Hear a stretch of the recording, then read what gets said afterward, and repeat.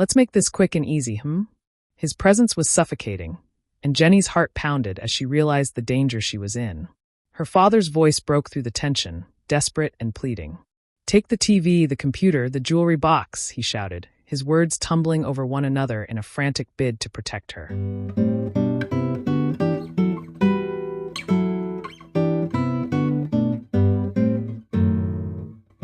The doorbell rang, an unexpected interruption to the lazy afternoon.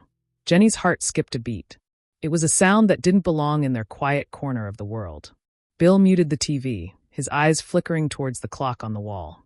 "Who could that be?" he murmured, his hand hovering over the remote as if the game might resume at any moment.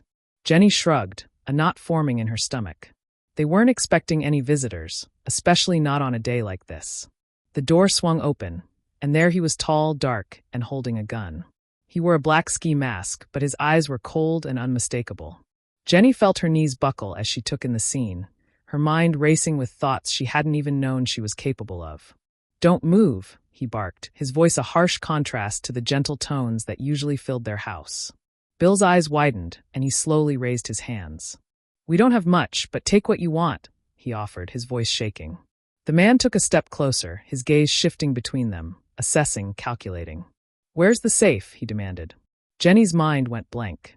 They didn't have a safe, not one that held anything of value. They were just a father and daughter trying to get by. "We don't have one," she managed to croak out, her eyes fixed on the gun that was now pointing directly at her chest. The man's eyes narrowed, and she saw the doubt flicker in them. "Then you won't mind if I take a look around," he said, his voice low and menacing. "But first, I think we need to establish some ground rules." Jenny's heart was hammering in her chest, so loud she was sure he could hear it. "What do you want?" she whispered, her voice trembling. The man took a step closer, and she could smell the faint scent of sweat beneath his leather jacket. "Let's start with you," he said, gesturing to Jenny with the barrel of his gun. "You're going to do exactly as I say." Bill's face turned ashen. "Take anything," he pleaded. "Just don't hurt her." The man's smile was cold, his eyes gleaming with a hunger that had nothing to do with money. "Oh, I've got plans for her," he said, his voice thick with something that sent chills down Jenny's spine. "But she's going to have to cooperate." With a shove, he sent Jenny stumbling backward, her father's protests cut off by a sharp crack of the gun in the air. The room was suddenly eerily still, the only sound the pounding of Jenny's heart. The man took a step closer, the gun never wavering from its position aimed at Bill. "If you want to keep her safe, you'll do what I say," he sneered. Jenny felt a hand clamp over her mouth, and she was yanked backwards into the kitchen. The man's other hand grabbed her waist, and she was thrown onto the counter with a thud. She tried to scream, but his hand smothered the sound, his grip unrelenting. She could feel her father's eyes on them, but she couldn't tear her gaze away from the cold, hard steel of the gun. "Now, sweetheart," the man murmured, his voice a chilling mockery of calm. "Let's make this quick and easy, His presence was suffocating, and Jenny's heart pounded as she realized the danger she was in. Her father's voice broke through the tension, desperate and pleading. "Take the TV, the computer, the jewelry box," he shouted, his words tumbling over one another in a frantic bid to protect her. But the man only chuckled, his grip on Jenny's wrist tightening as he pushed her toward the counter. The man leaned in closer, his breath cold against her ear. "Be smart now," he hissed, his tone dripping with menace. "Daddy's watching. You wouldn't want to make things worse, would you?" Jenny's mind raced, searching for a way to escape the nightmare, but every option seemed out of reach. As he moved with threatening intent, a surge of adrenaline coursed through her. Summoning every ounce of courage and strength, she acted. With a sharp kick, she struck his leg, catching him off guard. He stumbled back, the grip on her wrist loosening momentarily. Seizing the opportunity, Jenny leapt off the counter, her heart pounding like a drum in her chest.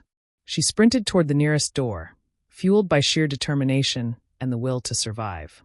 Bill saw his opportunity and lunged at the man, tackling him to the floor. The gun went off, the sound deafening in the small space. Jenny's ears rang, but she didn't stop moving. She dashed to the other side of the room, her eyes searching for anything she could use as a weapon. Her hand closed around the cast-iron skillet they used for frying chicken, and she swung it with all her might at the back of the intruder's head. The impact was solid, and the man's body went limp beneath her father's weight. Bill rolled off, panting heavily, and Jenny dropped the skillet, her body shaking uncontrollably. Together, They watched as the man's eyes fluttered closed, the gun slipping from his grasp. Jenny felt a strange mix of relief and horror wash over her. She had never been so scared in her life, and she knew that this moment would stay with her forever. They called the police, their voices shaking as they recounted the events. The house was filled with officers, their flashlights piercing the shadows and their voices a cacophony of questions and orders. But all Jenny could focus on was the weight of the skillet in her hand, the taste of fear still lingering on her tongue. The hours passed in a blur, statements taken, the house searched, but the memory of the man's touch remained, a dark stain on her soul.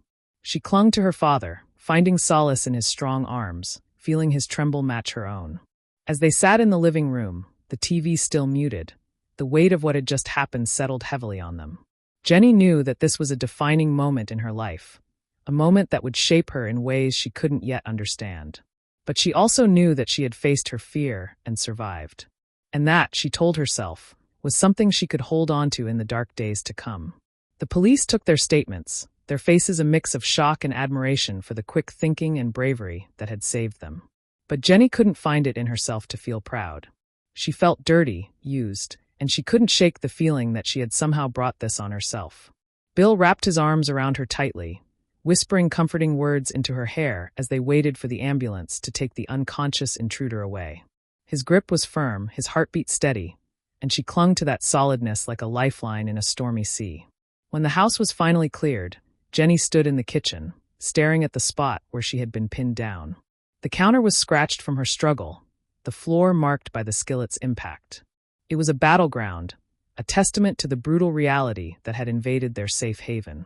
But amidst the chaos, she found something unexpected, a spark of anger. This man had tried to take everything from her, not just her innocence, but her very sense of self. And as she looked at her father, who was trying to put their house back in order, she realized that she would not let him win. They would rebuild, they would move on, and they would be stronger for it. Together, they would face the storm that was sure to come, the whispers and stares from the townsfolk, the nightmares that would plague their sleep. But she would not be defined by this moment. She would not let it consume her. With a deep breath, Jenny turned to Bill, her eyes shining with determination. "We need to get out of here," she said, her voice stronger than she felt. "We can't stay in this house, not now." Bill nodded, understanding in his gaze. He knew that the walls held too many memories, too much pain. They needed a fresh start, a new place where the shadows couldn't touch them. And so, they began to pack their bags, leaving behind the remnants of their old lives. As they drove away from the house, Jenny watched it shrink in the rearview mirror, the setting sun casting it in a harsh, unforgiving light.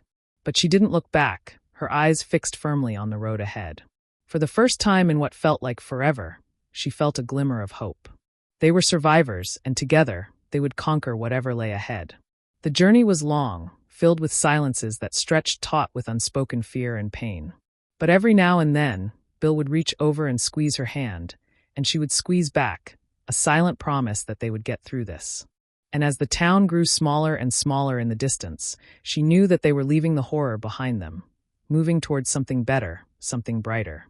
The night was closing in, the stars winking into existence one by one, as if acknowledging their escape from the darkness. Jenny leaned her head against the window, feeling the cool glass against her feverish skin. She closed her eyes and whispered a prayer to whatever forces might be listening, thanking them for the chance to live, to fight another day. And in that moment, as the miles rolled on and the shadows grew longer, she made a vow to herself. She would not be a victim. She would not let fear dictate her future. She would take control of her story, and she would write a new ending, one filled with strength, courage, and the unshakable bond of a father and daughter who had faced the unthinkable and emerged stronger than ever.